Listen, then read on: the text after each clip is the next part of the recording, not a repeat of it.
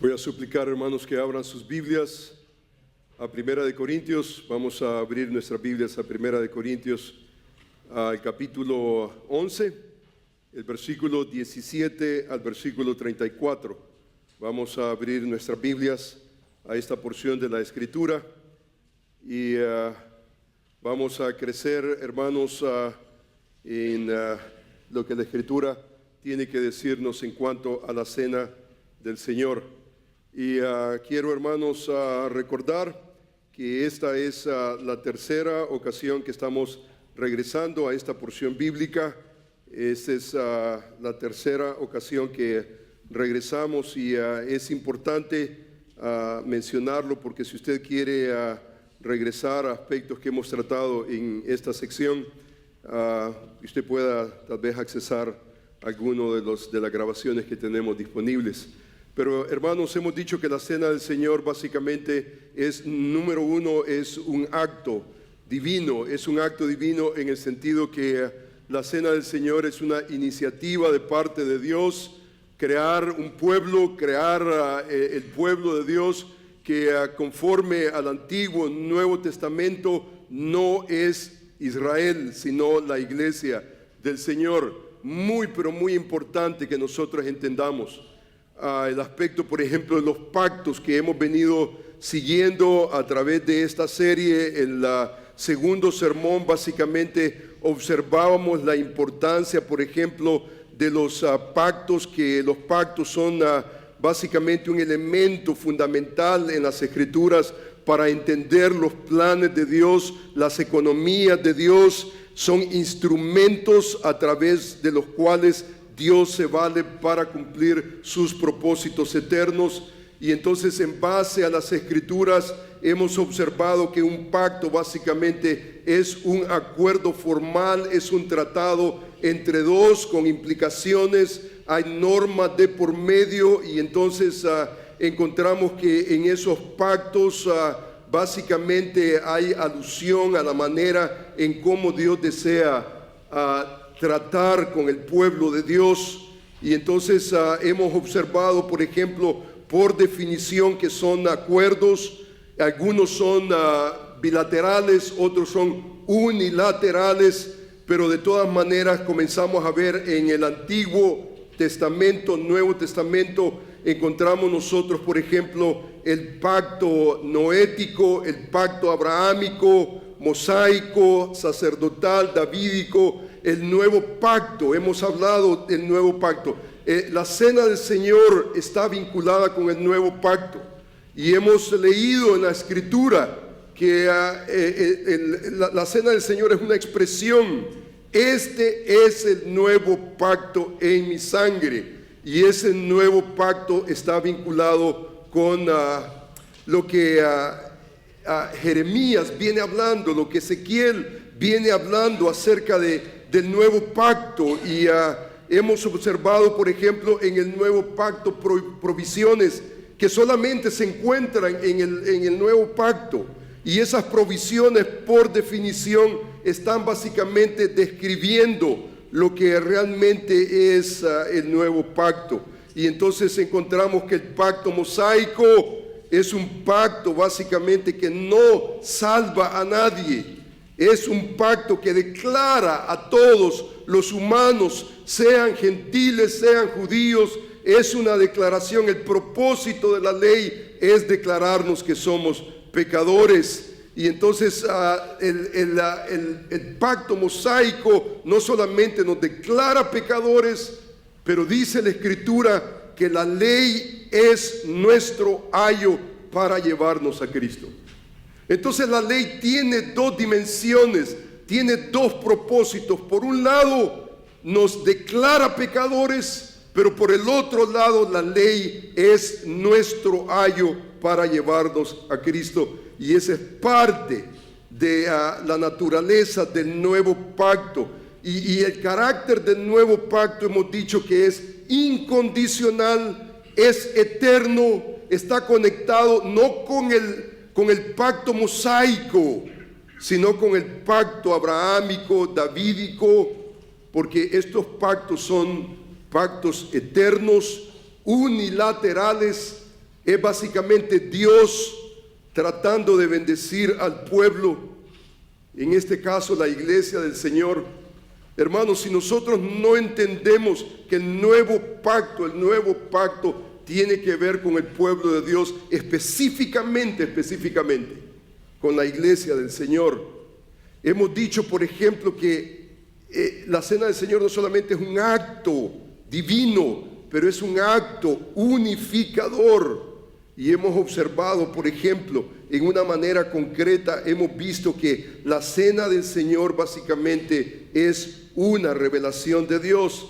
El texto de la Escritura dice de la siguiente manera: pero al anunciaros esto que sigue, no os alabo porque no os congregáis para lo mejor, sino para lo peor. Pues en primer lugar, cuando os reunís como iglesia, oigo que hay entre vosotros divisiones, y en parte lo creo, porque es preciso que entre vosotros, dice, haya divisiones, para que se hagan manifiestos entre vosotros los que son aprobados.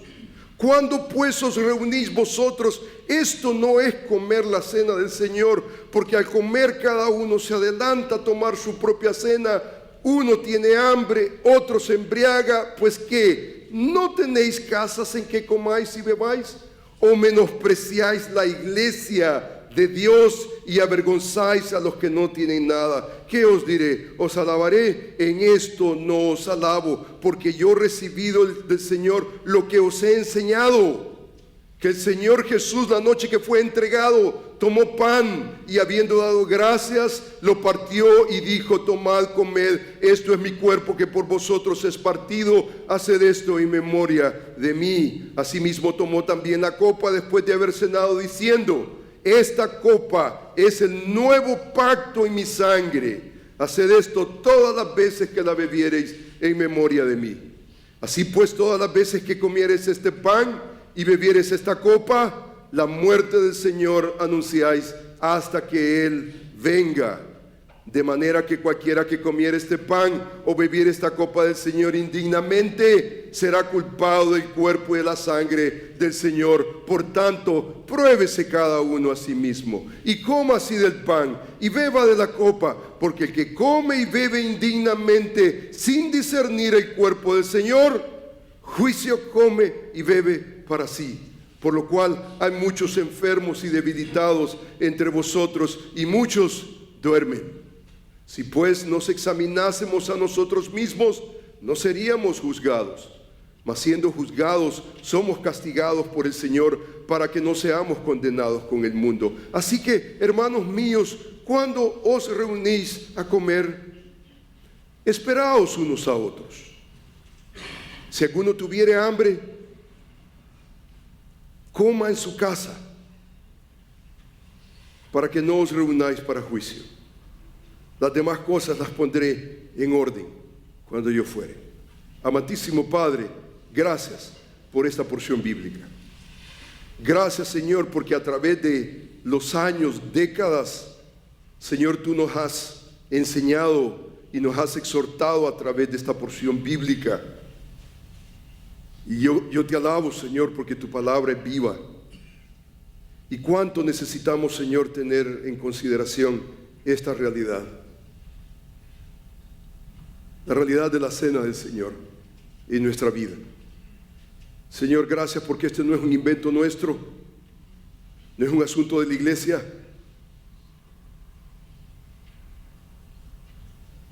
Esto es un asunto del Señor, es la cena del Señor. Y el Señor invita a su pueblo, la iglesia, a participar con dignidad.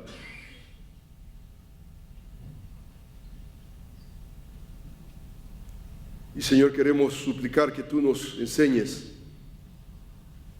y que nos des la oportunidad de poder ver, Señor, el aspecto adorativo en este texto. Ayúdanos, Señor, a ver no solamente ese acto divino a través del pacto. Este es el nuevo pacto en mi sangre. La cena del Señor, eso es. Tiene que ver con ese pacto unilateral, el nuevo pacto.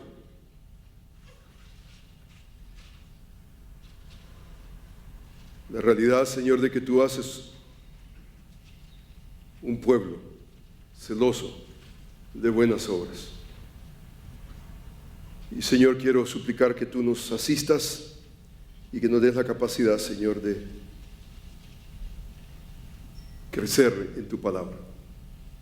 Te bendecimos, te alabamos por lo bueno que tú eres. Damos gracias. En Cristo Jesús te agradecemos, Señor. Amén. Hermanos, en este pasaje no solamente vemos el aspecto de los pactos, esto es, dice la Escritura en este pasaje, y no solamente en los evangelios, pero está vinculada a la cena del Señor con ese nuevo pacto en mi sangre, es en la sangre de nuestro Señor Jesús que se inaugura el nuevo pacto, y entonces ese nuevo pacto tiene que ver con el pueblo de Dios. Y hemos observado en este pasaje, hermanos, el versículo 23 dice: porque yo recibí del Señor lo que también os he enseñado. Hermanos, la cena del Señor, si usted se da cuenta, tiene que ver con ese elemento revelatorio. La cena del Señor es un tema de revelación divina. O sea que esto es muy probable que Pedro no lo sabía, es muy probable que los otros apóstoles no lo sabían. La realidad, hermanos, que Pablo introduce la cena del Señor diciendo: esto de la cena del Señor es lo que yo recibí del Señor, lo que también os he enseñado. Y hemos hablado en sermones anteriores acerca de la realidad de que la cena del Señor básicamente es un tema de revelación divina.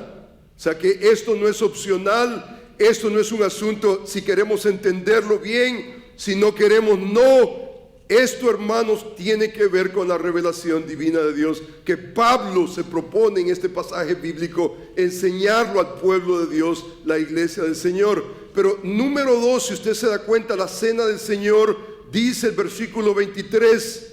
Versículo 23 dice: porque yo he recibido del Señor lo que también os he enseñado, que el Señor Jesús, la noche que fue entregado, dice que tomó pan, dice, y habiendo dado gracias, lo partió y dijo: tomad, comed, esto es mi cuerpo que por vosotros es partido. Haced esto en memoria de mí. Dice que tomó también la copa después de haber cenado, diciendo: esta copa es el nuevo pacto en mi sangre. Haced esto todas las veces que la bebiereis en memoria de mí. O sea que la cena del Señor no es solamente revelación divina, pero la cena del Señor también es un tema que tiene que ver con el memorial. Debemos de recordar nosotros no solamente la persona, pero enfáticamente la obra de Cristo. Mire lo que dice el versículo 26. Así pues, todas las veces que bebieres este pan, bebieres esta copa, la muerte del Señor anunciáis hasta que Él venga. O sea que la cena del Señor no solamente tiene que ver con un elemento de revelación divina, tiene que ver con un memorial, pero número 3 tiene que ver con una proclamación. Cada vez que nosotros tomamos la cena del Señor, estamos proclamando. Dice la Escritura: la muerte del Señor anunciáis hasta que Él venga. Este no es solamente una historia a la cual Pablo se está refiriendo, la obra perfecta de Cristo, pero Él viene. Y Él no viene a morir ya más en una cruz, sino que Él viene como el victorioso Rey de Reyes y Señor de Señores. Y esta es una proclamación que no podemos nosotros ignorar. Y si usted observa, por ejemplo, el versículo 27, de manera que cualquiera que bebiere, dice, cualquiera que comiere este pan, bebiere esta copa del Señor indignamente, será culpado del cuerpo y la sangre del Señor. Por tanto, ¿qué es lo que dice la Escritura? Pruébese cada uno a sí mismo. Entonces la cena del Señor no es solamente revelación especial, no es solamente un memorial, no es solamente un acto de proclamación, pero la cena del Señor, número 4, es una oportunidad de autoexaminarnos. venir delante de Él. Venir delante de Él y examinarnos. Dice la Escritura, cada uno pruébese a sí mismo, coma así del pan, beba de la copa, y si usted sabe que hay indignidad en su corazón, no lo tome. No tome el pan, no beba la copa. Porque la Escritura dice, por lo cual hay muchos enfermos y debilitados entre vosotros y muchos duermen. Si pues nos examinásemos a nosotros mismos, no seríamos juzgados. Mas siendo juzgados, dice que somos castigados por el Señor para que no seamos condenados con el mundo. Así que, hermanos míos, cuando os reunís a comer, esperaos unos a otros. Esperaos unos a otros. Dice, si alguno tuviera hambre, coma en su casa. Haga la mesa, hace un banquete. Pero la cena del Señor no es un asunto individual, no es un asunto de tu casa. La cena del Señor tiene que ver con esa distinción. Venimos nosotros como iglesia. Hay una distinción y eso tiene que ver con el aspecto adorativo que vamos a tratar el día de hoy. Si usted observa, el texto dice en el versículo 17, pero al anunciaros esto que sigue, dice, no os alabo, porque no os congregáis para lo mejor. ¿Usted se da cuenta de lo que tiene el apóstol Pablo en mente? Pablo tiene en mente el aspecto de congregación, porque no os congregáis para lo mejor, sino para lo peor. Dice, pues en primer lugar, ¿cuándo os reunís como iglesia? Hermanos, este es el aspecto corporal. ¿Cuándo os reunís como iglesia? Esto no es individual, esto no es servir mi mesa, esto no tiene que ver con comer, hartarse, beber, esto no tiene que ver con un elemento personal, individual, tu casa. Esto tiene que ver cuando nosotros nos congregamos, cuando os reunís como iglesia, esa identidad del cuerpo de Cristo. Cuando venimos nosotros en celebración, cuando venimos corporalmente, el cuerpo de Cristo viene delante de Dios. Dice que oigo que hay entre vosotros divisiones, en parte lo creo. Dice el versículo 20, cuando pues os reunís vosotros, esto no es comer la cena del Señor. ¿Hay división, segregación en el cuerpo de Cristo? Absolutamente. Él explica porque al comer cada uno se adelanta a comer su propia cena. Su propia cena no es la cena del Señor. La cena del Señor tiene un distintivo. La cena del Señor no es solamente revelación especial. La cena del Señor no es solamente ese elemento de memorial. Estamos recordando la muerte de Cristo. No tiene que ver solamente con esa proclamación o esa autoexaminación. La cena del Señor tiene que ver con ese distintivo en el cual nosotros venimos como pueblo de Dios. Venimos, nos congregamos, nos reunimos como iglesia y entonces no consumimos nuestra propia cena. Eso no es comer la cena del Señor, eso es ignorar completamente lo que la cena del Señor es y la intención de la cena del Señor dentro del cuerpo de Cristo. Y entonces observamos nosotros que el apóstol Pablo, por vía de revelación divina, él está enseñando a la iglesia del Señor a cómo mantener las perspectivas apropiadas en el momento que nosotros celebramos la cena del Señor. Venimos como iglesia, nos congregamos, y que realmente la cena del Señor no es mi propia cena.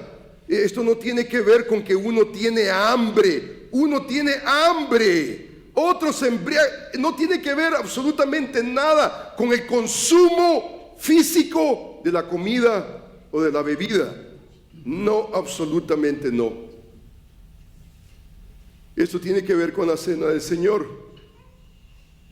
Y entonces la cena del Señor básicamente es un elemento donde nosotros venimos como congregación en nuestra adoración, tiene ese elemento adorativo. Y hermanos, es importante que nosotros entendamos lo que la historia, por ejemplo, nos enseña sobre la pregunta: ¿cómo está presente Cristo en la cena del Señor?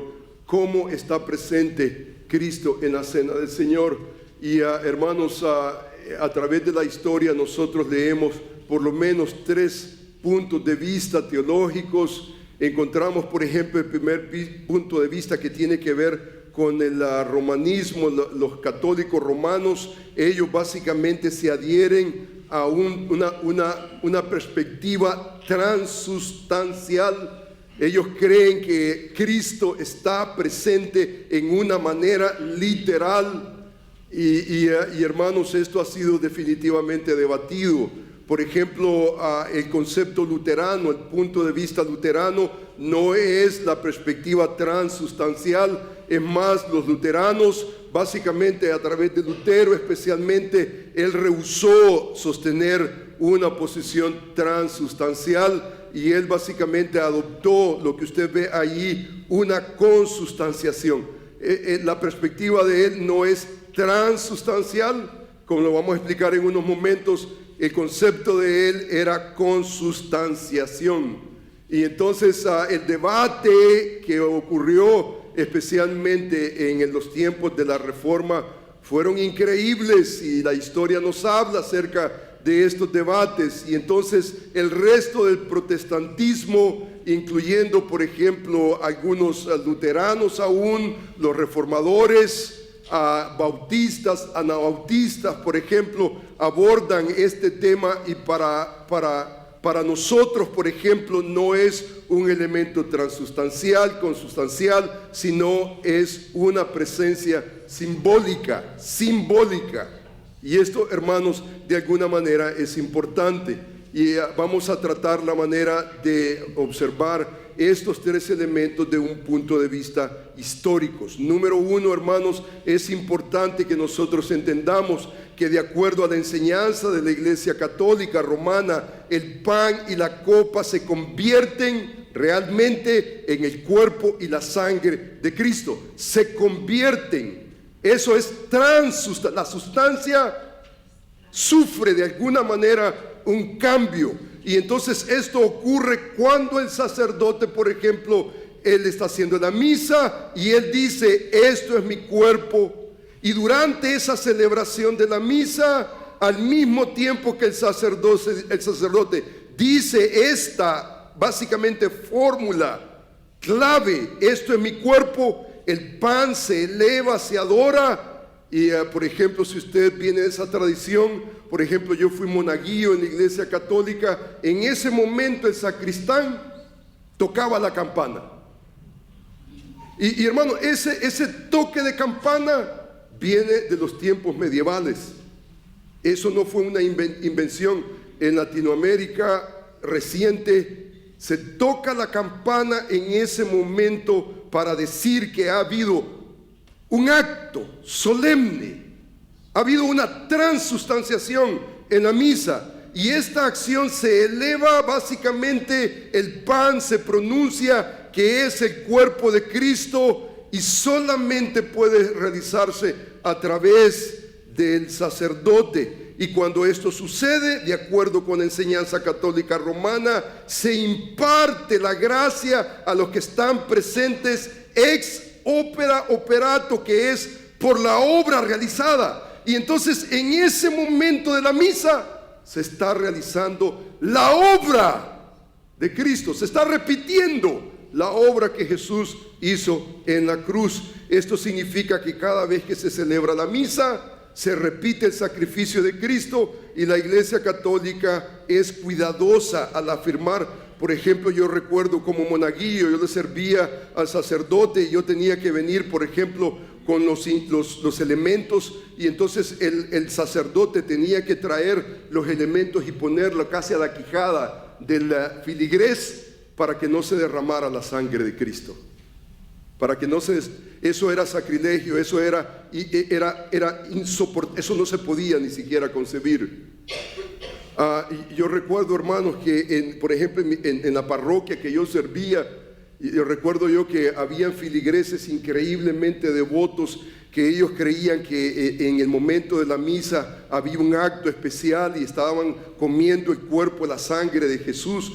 Y entonces ellos hacían peregrinaje y iban a otras parroquias y medían el tiempo al momento que una parroquia celebraba una misa, y entonces hacían en un día, hacían básicamente 3 peregrinajes para comer aquí, comer acá, porque entre más tú comes el cuerpo de Cristo, más bendición básicamente hay para el filigrés. Y entonces esto, hermanos, esto se debatió en el tiempo de la Reforma. Esto se debatió en el siglo XVI. El catolicismo practicaba esa cena del Señor. Por ejemplo, en el cuarto concilio de Letrán, en el 12º siglo, 1215, se celebró básicamente este concilio y se declaraba la doctrina de la transustanciación, y se le otorgaba al sacerdote el poder de convertir los elementos en el cuerpo de Cristo. Para ellos, el centro de la adoración en la misa era precisamente cuando el sacerdote consagraba los elementos y la sustancia en una manera milagrosa se convertía en la carne y la sangre de Cristo, mientras Cristo moría por los pecadores. Lo que ellos básicamente proclamaban era que Cristo estaba muriendo por los pecados de ellos en ese momento. Por ejemplo, hermanos, hay una obra muy importante, Los Fundamentos del Dogma Católico, y este básicamente es un teólogo alemán católico que es el que básicamente el catolicismo sigue increíblemente, porque es el teólogo de teólogos. Es un buen documento. Ellos hablan, por ejemplo, de la Eucaristía, y entonces observe lo que dice, por ejemplo, este manual. Es un manual básicamente de cómo debe de regirse especialmente los sacramentos. Dice, por ejemplo, Cristo se hace presente en el sacramento del altar por la transformación de toda la sustancia del pan en su santo cuerpo y de toda la sustancia del vino en su sangre. Esta transformación se llama transustanciación. Dice más adelante, el poder de la consagración reside solo en su sacerdote válidamente consagrado. Dice más adelante, el culto de la adoración debe ser dado al Cristo presente en la Eucaristía. Este obedece a la integridad y la permanencia de la real presencia que el absoluto tributo de adoración le debe al Cristo presente en la Eucaristía. O sea, ¿qué es lo que está ocurriendo? No solamente el sacrificio, pero Cristo está nuevamente muriendo. En ese momento Él está realizando básicamente un acto, un sacrificio. Y con respecto, por ejemplo, a ese sacrificio de Cristo, la misa, por ejemplo, este mismo manual dice básicamente lo siguiente: en el sacrificio de la misa, en el sacrificio de la cruz, dice conforme, imagínese usted, conforme a la perspectiva tomista, en cada misa Cristo también lleva a cabo una actividad sacrificial inmediata, real, la cual sin embargo no debe ser concebida como una total acción sucesiva, sino como un sacrificio perfecto de Cristo. Cristo está muriendo en ese momento. Y entonces observamos, por ejemplo, que esta realidad, por ejemplo, tiene que ver, por ejemplo, con lo siguiente. Leo solamente la última parte. Mire lo que dice este manual. Como sacrificio propiciatorio, dice, el sacrificio de la misa lleva a cabo la remisión de los pecados y el castigo por los pecados. Como sacrificio de súplica, propicia la dispensación de dones sobrenaturales y naturales. El sacrificio de propiciación de la Eucaristía puede ser ofrecido, como lo afirmó expresamente el Concilio de Trento, no solo por los vivos, sino también por las pobres almas del purgatorio. O sea que usted toma la cena del Señor no solamente por sus pecados, pero los que están también en el purgatorio. ¿Cómo cree que sonó eso para Lutero? Una aberracidad completa. Eso sonó y sonó absolutamente. Y Lutero protestó. Lutero en ese sentido es un protestante, protestando en contra de esa perspectiva que va en contra de las Escrituras, completamente en contra de las Escrituras. Y entonces nosotros leemos, por ejemplo, de Lutero, y leemos, por ejemplo, y esto brevemente, hermano, este es el análisis que Lutero hace de este elemento, pero Lutero, hermanos, es importante entender que Lutero, como sacerdote de la Iglesia Católica, él protestó en muchas aberracidades teológicas que la Iglesia, abusos que la Iglesia hacía, pero Lutero no se desprendió completamente. El luterano, por ejemplo, hasta el día de hoy mantiene muchas posturas que los católicos, por ejemplo, mantuvieron, comenzando con las vestimentas, por ejemplo, la mesa. Aún es increíble, hasta las campanitas. Las campanitas los luteranos la tienen, especialmente en servicios pero muy tradicionales. Y esto tiene que ver nuevamente con el aspecto histórico. Y entonces vemos, por ejemplo, como forma de evaluación, la Iglesia, por ejemplo, católica falla en reconocer el carácter simbólico de las afirmaciones de Jesús. Cuando Jesús dice, este es mi cuerpo o este es mi sangre, no está hablando en sentido literal, sino simbólico. Como por ejemplo leemos en otras ocasiones. Nosotros leemos, por ejemplo, yo soy la vid verdadera, yo soy la vid verdadera. O sea, la vid, la planta de la viña, ¿es Jesús eso? No, eso no es Jesús. Eso nuevamente, ¿qué es lo que es en literatura? Esa es una alegoría. Y Jesús habló en alegorías. Estas son imágenes que están básicamente, son metáforas, son símiles, que están básicamente hablando con un lenguaje de alguna manera representativo. Entonces cuando Jesús dice, este es mi cuerpo, habla en forma simbólica, no de una manera real, física, literal. No, pero nuevamente el catolicismo hace, básicamente en nuestra consideración, hace un error garrafal en mantener que los elementos básicamente se transforman en el cuerpo y la sangre del Señor Jesús. Otro elemento que yo creo que es importante como forma de evaluación es que la Iglesia Católica le falta reconocer la claridad del Antiguo y Nuevo Testamento, en el sentido que el Señor Jesús hizo el sacrificio perfecto una vez para siempre.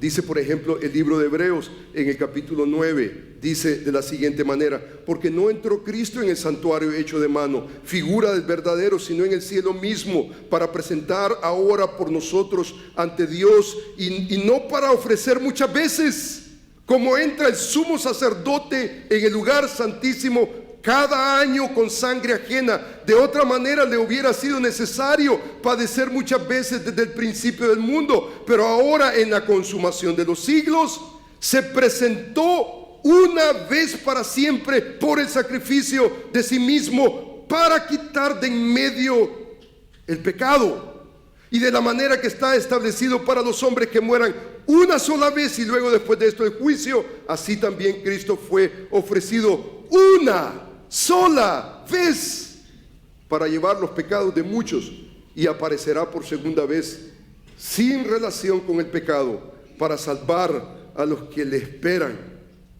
O sea que la Iglesia Católica nuevamente erra en entender el aspecto escatológico, el aspecto no solamente escatológico, pero el elemento que Jesús hizo ese sacrificio perfecto una vez para siempre. Si en la misa Cristo está muriendo cada vez que lo está haciendo, entonces nosotros negamos completamente lo que la Escritura establece.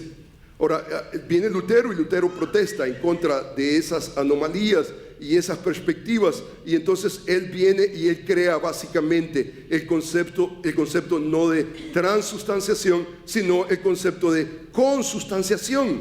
Y el concepto de consustanciación, hermanos, en esencia es casi el mismo concepto de transustanciación, pero en una manera diferente. Por ejemplo, Lutero rechazó ese punto de vista del católico romano, pero él insistió en la frase, este es mi cuerpo. Él enfatizó, y él decía que eso debía de tomarse en un sentido literal. Es una afirmación literal, decía él, una afirmación literal.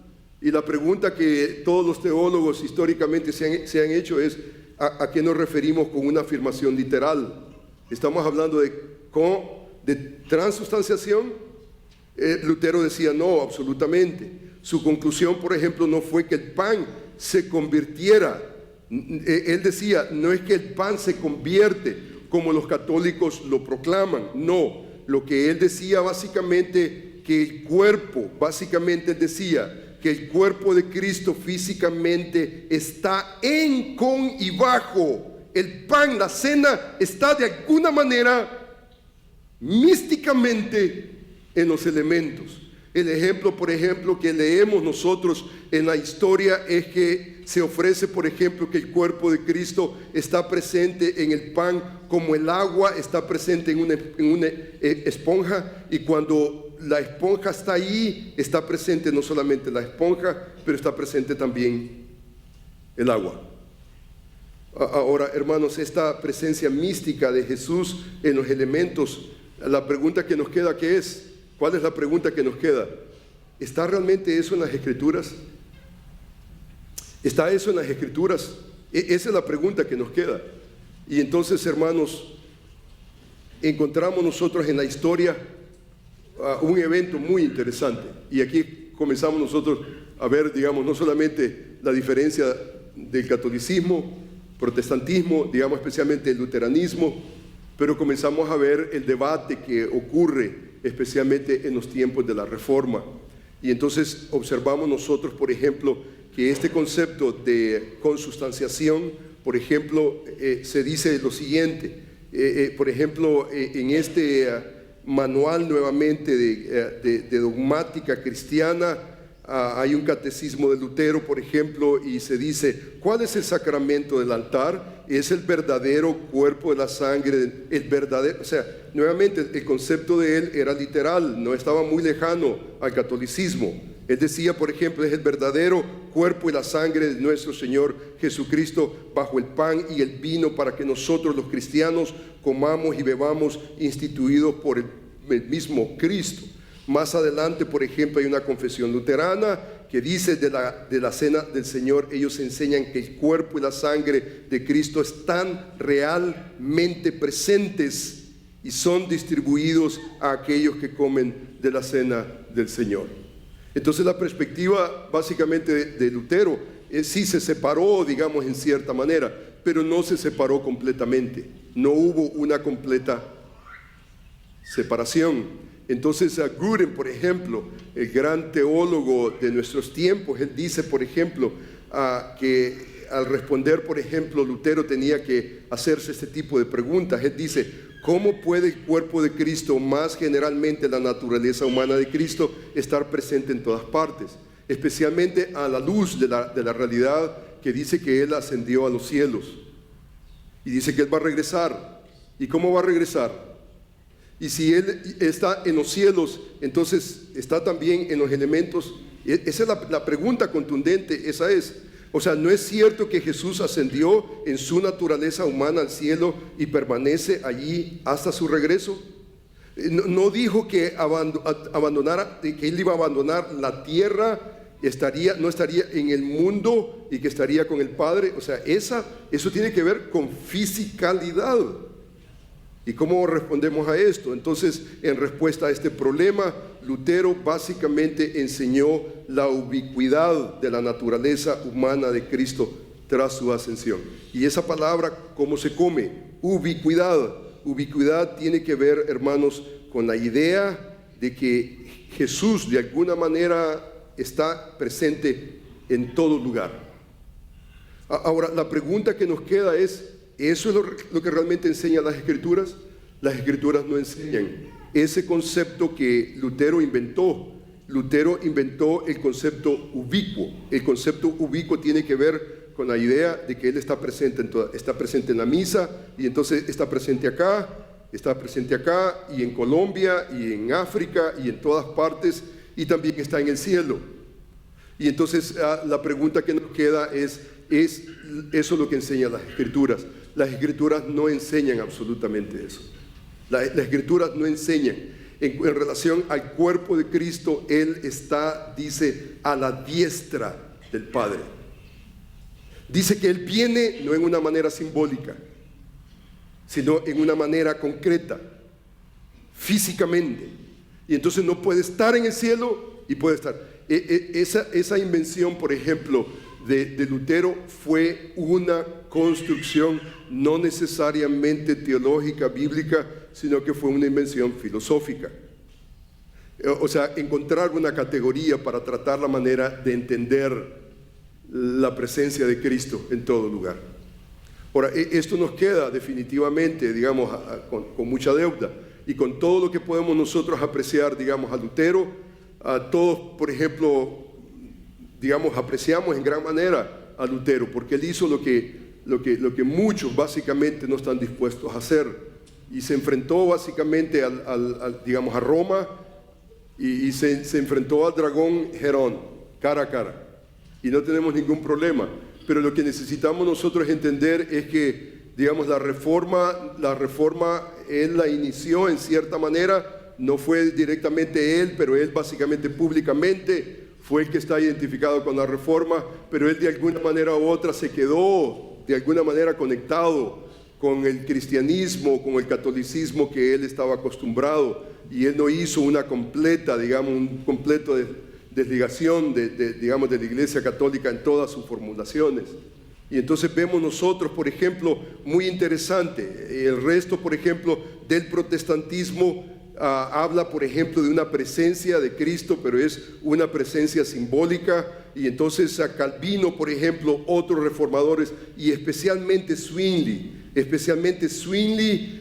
es el que básicamente hizo un debate, un coloquio con Lutero, y entonces debatieron básicamente el tema que tiene que ver con la Eucaristía, la Cena del Señor. Y entonces Zwingli en ese sentido es muy, pero muy importante.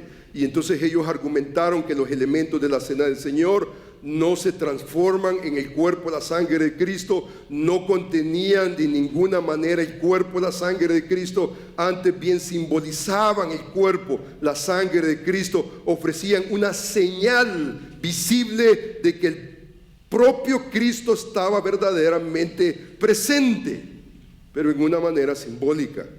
Estos reformadores fueron, por ejemplo, cuidadosos al definir no solamente la postura transustancial, pero consustancial también de los luteranos.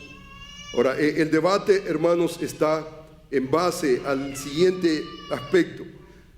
Estoy mencionando, hermanos, este libro porque creo yo que es importante para todos nosotros. Reformers in Profile no está en español, pero yo creo que es un buen recurso. Y básicamente este es un historiador, Gerish. Él ha editado este libro y él básicamente selecciona a 10 reformadores que representan una visión distinta de lo que debería de ser la reforma. Y entonces él habla, por ejemplo, de Lutero, a diferencia de Calvino, a diferencia de Zwingli, por ejemplo. Estos eran reformadores que tenían una visión diferente, y los 10 capítulos, por ejemplo, de ese libro están escritos son expertos en la historia, especialmente de la reforma, y abogan que los reformadores adoptaban diferentes posiciones en cuanto a aspectos teológicos que para nosotros no es una sorpresa. Por ejemplo, Bart Thompson de la Universidad de Drew, él introduce el debate de Zwingli que mantuvo con Lutero sobre la Eucaristía. ¿Por qué es importante esto? Porque, hermanos, tanto los luteranos como los protestantes reformados, los reformados bautistas, básicamente nosotros vemos a la historia, y este es un punto histórico de enfoque, algo que debemos nosotros poner por sentado antes de entrar al debate, es que estos dos reformadores, Zwingli y Lutero, ellos tenían convicciones fervientes, y cuando usted lee el debate entre los dos, ese sentimiento sale, y en momentos sale más el sentimiento que el pensamiento teológico bíblico. Pero bueno, cada uno de ellos escribió tratados, libros, manuales, tanto Zwingli como Lutero. Y entonces, hermanos, el debate Básicamente, en este debate nosotros vemos, por ejemplo, a Martín Lutero, Ulrico Zwingli, y entonces en un coloquio, Marburgo 1529, se encontraron estos dos grandes gigantes de la fe. Ellos tenían mucha afinidad en muchos elementos teológicos, pero la cena del Señor simplemente ellos no lo veían de la misma manera. Y entonces el desacuerdo básicamente no fue ni el primero ni el último, especialmente en los tiempos de la Reforma en el siglo XVI, pero este se destaca como uno de los principales argumentos donde básicamente nos separa de los luteranos, de los reformados, bautistas y evangélicos en general. Por ejemplo, el argumento va alrededor de, hermanos, Juan capítulo 5, interesante. Pero ve usted, por ejemplo, Lutero hablaba y decía, tomad, comed, esto es mi cuerpo que por vosotros es partido, haced esto en memoria de mí. Entonces él decía, tomad, comed, esto es, énfasis en el verbo es. Lutero decía, es significa igual a. Venía Zwingli y decía, el verbo es no significa igual a, sino representa a. Y todo el debate va alrededor de esta realidad. Por ejemplo, Lutero decía, Jesús dijo, de cierto os digo, si no coméis la carne del Hijo del Hombre y no bebiereis su sangre, no tenéis vida en vosotros. O sea que, nuevamente, Lutero tenía la perspectiva literal. Él decía, no transustanciación, no se convierten, están allí, místicamente. Ahí está el cuerpo y la sangre de Jesús, que al final del día es básicamente la misma conclusión. Zwingli, por ejemplo, él adoptó la visión que la mayoría de nosotros, por ejemplo, abrazamos. Él señaló, por ejemplo, que Juan capítulo 6, el versículo 63, él explica, por ejemplo, el Señor Jesús no solamente está hablando, pero él explica en ese pasaje de la Escritura, dice, el Espíritu, dice, es el que da vida, la carne, dice, no añade nada, las palabras que yo digo son espíritu y son vida. O sea, eso es importante hermenéuticamente. ¿Por qué? Porque Jesús no está hablando en una manera literal. Estas palabras que yo os hablo hoy son vida. O sea que no se trata de letrismo, no es letrismo. Esto se trata de una perspectiva que yo creo que todos nosotros como evangélicos debemos de atesorar.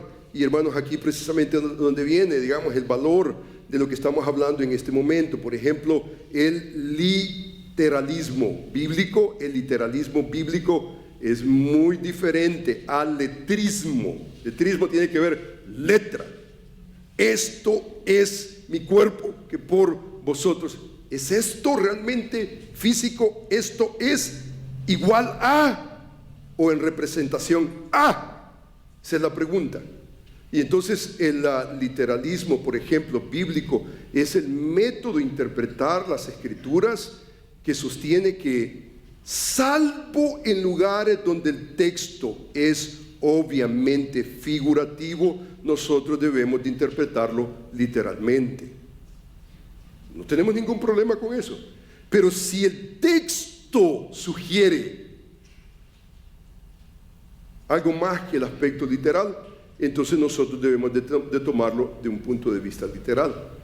Y entonces el literalismo bíblico no exige que cada pasaje sea literal o que sea figurado.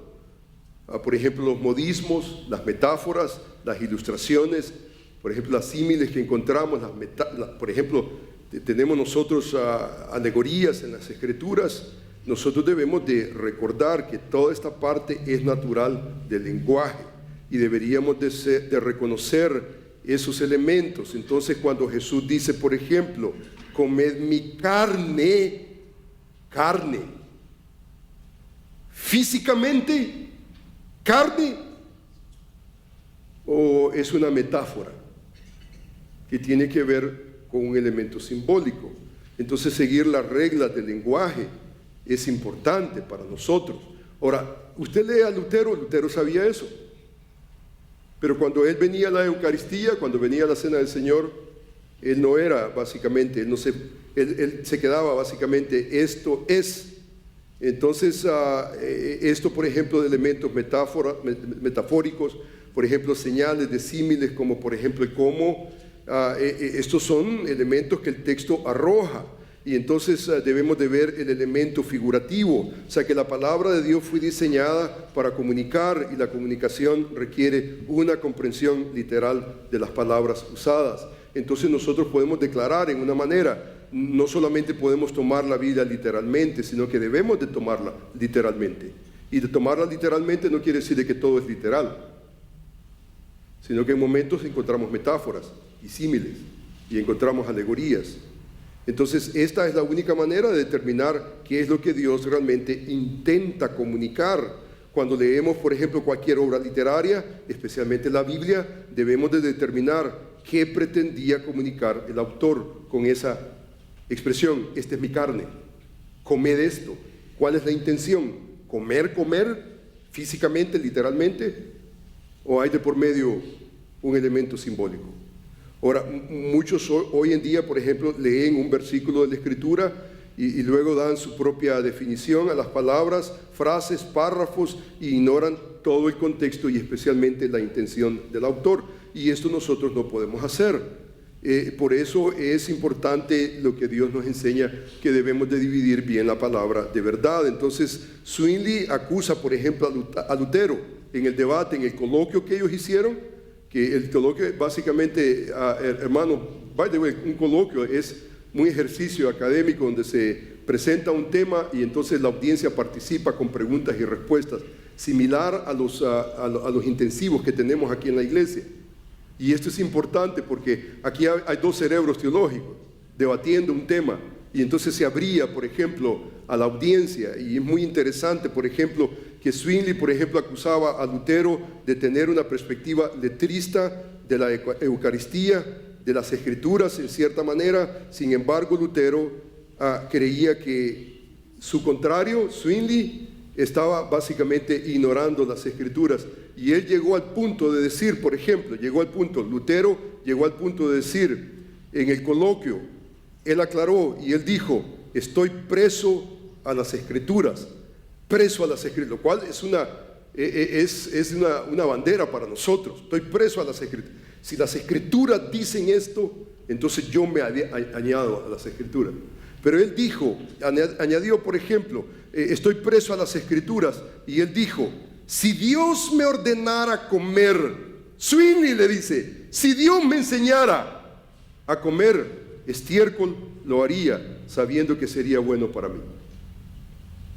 Ahora, eso suena muy elegante, en cierta manera convincente, pero ¿cuándo, en qué momento Dios te va a pedir que comas estiércol? O sea, ese nuevamente es una argumentación filosófica. Entonces, para Zwingli, el verbo es de la declaración, esto es mi cuerpo, debe entenderse como significa, no como es idéntico con o idéntico a. En otras palabras, esto no puede considerarse en una manera literal, sino en una manera simbólica, en una manera figurativa, pues el pan y la copa no son el cuerpo de Cristo, sino son símbolos del cuerpo y la sangre de Cristo. Ahora, hermanos, en este debate, ¿qué es lo que realmente, por ejemplo, significa, por ejemplo, el concepto, por ejemplo, de lo que representa, por ejemplo, el cuerpo, porque simboliza la cena del Señor? 4 elementos rápidos, hermanos, por el asunto de tiempo. 4 elementos. ¿Qué simboliza la cena del Señor? Si nosotros como cristianos, evangélicos, reformados, bautistas, tal vez evangélicos en general, ¿qué es lo que simboliza la cena del Señor? Número 1, simboliza la muerte de Cristo. Cuando se parte el pan, esto es símbolo del quebrantamiento del cuerpo de Jesús por nuestros pecados. La copa es símbolo del derramamiento de la sangre de Jesús por nosotros. Por eso Pablo dice, así pues, todas las veces que bebieres este pan, bebieres esta copa, la muerte del Señor anunciáis. Es la muerte. Nosotros tenemos una proclamación. Nosotros decimos que en la muerte de Jesús hay perdón de pecados. ¿Por qué? Porque Jesús es el Cordero de Dios que quita el pecado del mundo. Entonces, cuando Pablo dice, por ejemplo, la muerte del Señor anunciáis, esto es básicamente en la cena del Señor participamos nosotros de los beneficios obtenidos por la muerte del Señor Jesús. Y aquí es donde viene el elemento adorativo, que es lo que nosotros hacemos cuando tomamos la cena del Señor. Nosotros básicamente estamos recordando la muerte del Señor Jesús a nuestro favor. Si Él no fuera el Cordero de Dios que quita el pecado del mundo, no es el Cordero de la gente, sino es el Cordero de Dios que quita el pecado del mundo, nosotros hasta este momento estuviéramos en pecado. Entonces, cuando tomamos la cena del Señor, estamos nosotros simbolizando, básicamente, estamos recordando esa muerte vicaria a nuestro favor. Y entonces nuestro corazón está inundado de agradecimiento por el acto perfecto de nuestro Señor Jesucristo a nuestro favor. Número 2, esto simboliza el alimento espiritual. Por ejemplo, dice Juan capítulo 6, que es parte del argumento. Juan capítulo 5, especialmente Juan capítulo 6, Jesús dijo, de cierto os digo, si no coméis la carne del Hijo del Hombre y bebiereis su sangre, no tenéis vida en vosotros. El que come mi carne y bebe mi sangre tiene vida eterna, y yo le resucitaré en el día postrero. Nuevamente, ¿qué es lo que está tratando de decir Jesús? Comer, agarrar un brazo de Jesús, un dedo de Jesús, agarrar un pie de Jesús y comenzar a comer, no es literal la idea. Es más, en el texto vemos, el que come mi carne, bebe mi sangre, tiene vida eterna. O sea, ¿cómo tiene vida eterna? ¿En virtud de comer físicamente el cuerpo de Cristo? No, absolutamente. Él dice, por ejemplo, que come mi carne y bebe mi sangre, en mí permanece, yo en él. Como me envió el Padre viviente, yo vivo por el Padre, y asimismo el que me come, él también vivirá, dice, por mí. Este es el pan que descendió del cielo, no como vuestros padres que comieron el maná y murieron. El que come este pan vivirá eternamente. O sea, ¿qué es lo que está trayendo? El maná, el pan del cielo en el desierto, lo que Dios les dio. Jesús dice, Él dice, este es el pan que descendió del cielo. Él es el pan que descendió del cielo, pero no en una manera física que podemos nosotros pesar, cuantificar, es simbólicamente. Entonces, el comer y beber no puede ser literal, sino espiritual. El Espíritu dice en el versículo 63, dice, el Espíritu es el que da vida, la carne para nada aprovecha, y no importa cuánta carne yo coma, no añade espiritualmente. Por eso Pablo está argumentando en los hermanos en Corintios. ¿Qué es lo que está diciendo? Está diciendo, esto no es comer la cena del Señor, porque cada uno se adelanta a comer su propia cena. Y uno tiene hambre y el otro se... O sea, ¿qué es lo que están haciendo? Están básicamente alimentando su propia carne. Pero ¿cómo alimentamos nosotros nuestro espíritu? ¿Comiendo carne? ¿Cómo alimentamos nuestra alma? No es con fisicalidad, no es con carne, sangre, sino con lo que eso representa para nuestra alma. Esto no puede ser literal, tiene que ser espiritual. El espíritu es el que da vida. Las palabras que yo os hablo, dice, son espíritu, son vida. Así que, como la comida física alimenta nuestros cuerpos físicos, el alimento espiritual del pan y la copa nutre nuestra alma, nuestro espíritu. Es un pan, una copa pequeñita que es simbólico. No es para alimentar nuestro cuerpo físico. El alimento espiritual de la cena del Señor Es la participación de esos beneficios de la salvación que Jesús hizo posible en su muerte. Entonces, cuando la iglesia toma la cena del Señor, está experimentando y simbólicamente está diciendo, está participando de la obra redentora de Cristo a nuestro favor. Número 3, es la unidad de los creyentes. Cuando los creyentes participan juntos en la cena del Señor, sin división, ellos básicamente están dando una clara señal de unidad entre sí. Él no solamente hizo un milagro individual, me salvó a mí, pero Él me está trayendo a la iglesia del Señor.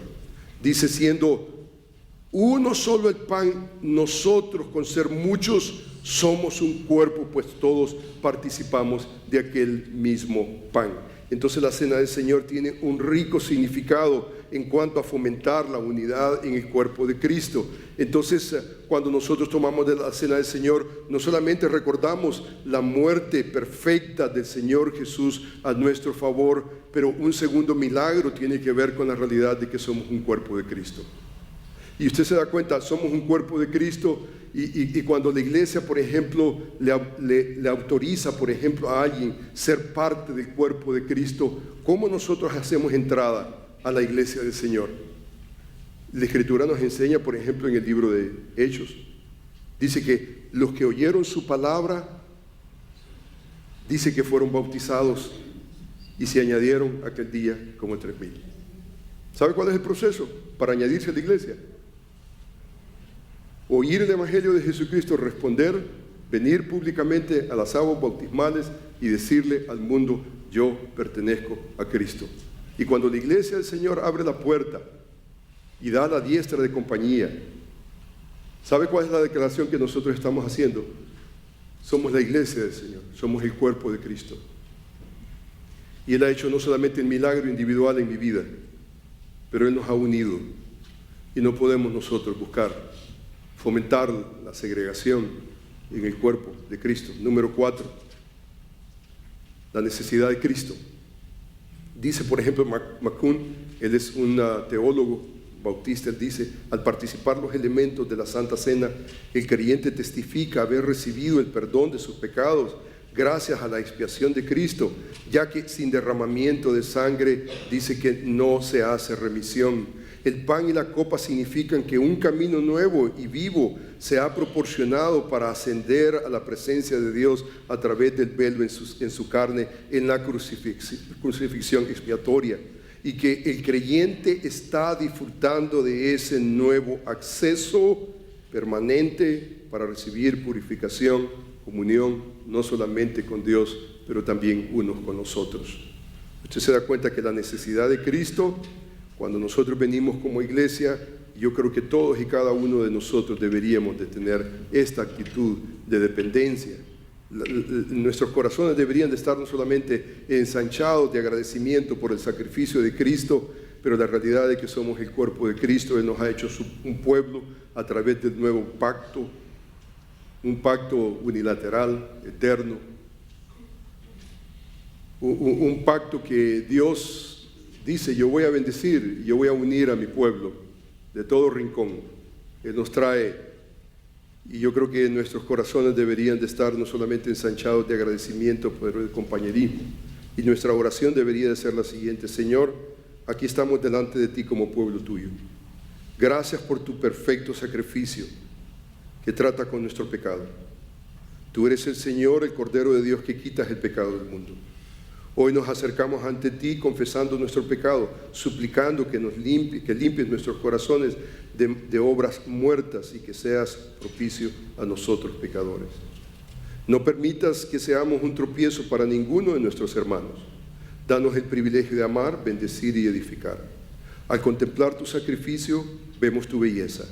Hay un profundo agradecimiento, una verdadera adoración y un anhelo de glorificar tu nombre. Señor, asístenos. En tu nombre oramos. Amén. Amén, hermanos. Amén. Oremos al Señor. Amantísimo Padre, Señor, quiero darte las gracias.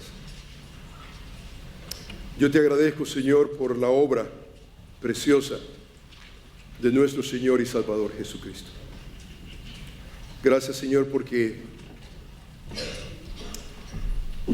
a Él, Señor, servimos y a Él, Señor, deseamos reverenciar. Señor, yo te alabo porque formidables son tus obras. Nuestro corazón, Señor, se ensancha de agradecimiento, de gozo, por lo que, Señor, tú haces alrededor nuestro. Gracias, Señor, porque no solamente nos salvas en una manera personal e individual, has derramado, Señor, tu gracia en nosotros. Pero, Señor, yo quiero agradecerte porque podemos, Señor, venir delante de ti y, Señor, agradecerte también porque nos has hecho un pueblo celoso de buenas obras, un pueblo que desea, Señor, honrar y glorificar tu nombre. Y, Señor, gracias porque cuando pensamos, Señor, en la cena del Señor tiene un elemento increíblemente transformador. La cena del Señor nos recuerda que nos has hecho un pueblo. No por nuestra iniciativa, sino por la iniciativa perfecta, tuya, a nuestro favor. Señor, queremos darte las gracias. Y queremos, Padre bendito, que cada vez que tomamos la cena del Señor, podamos, Señor, con mucha dignidad, recordar la obra perfecta de Cristo a nuestro favor. Recordar que somos un cuerpo y que nos debemos los unos a los otros y provocarnos al amor, a las buenas obras. Señor, no permitas que veamos, Señor, la unidad de la iglesia como algo periferal, secundario, si pasa bien, si pasa no. Yo te ruego que nos unifiquemos más y más, hasta que tú, Señor, nos lleves a tu presencia. Gracias, Señor, te damos por la historia que tenemos en el Nuevo Testamento y la historia también que tenemos de grandes hombres, grandes teólogos que han hablado a tu pueblo. Gracias, Señor, porque podemos afinar nuestra teología y podemos pensar no solamente bíblicamente, pero históricamente. Alabo tu nombre, te bendigo. Gracias por esta preciosa oportunidad. Señor, bendice a cada uno de nosotros y enséñanos a ver, Señor, la cena del Señor como un acto divino. Y enséñanos a ver, Señor, la cena del Señor como una oportunidad de unificarnos y una oportunidad, Señor, para adorar y maximizar tu nombre. Tú eres, Señor, digno de recibir toda la gloria en tu iglesia. Esta es tu iglesia y, Señor, queremos gastarnos para ella. Queremos, Señor, gastarnos para ti, sirviendo a la iglesia. Señor, bendecimos tu nombre. Gracias por la oportunidad que nos das, Señor, de pensar, meditar, Señor, en tu palabra y pensar en lo que, Señor, eso significa en nuestro diario caminar. Bendecimos tu nombre, te damos gracias. Rogamos, Señor, por nuestros amados. Rogamos, Señor, por hermanos, hermanas que están en necesidad, para que tú, Señor, les fortalezcas y que tú puedas, Señor, hacer la obra en la vida de cada uno. Señor, hay hermanos que están en necesidad de salud, necesidad, Señor, física, necesidades emocionales, espirituales, financieras. Señor mío, te ruego que tú puedas, Señor, obrar en la vida de cada uno de nuestros amados. Te bendecimos, te alabamos por lo bueno que tú eres. Gracias, Señor, te damos en Cristo Jesús. Amén.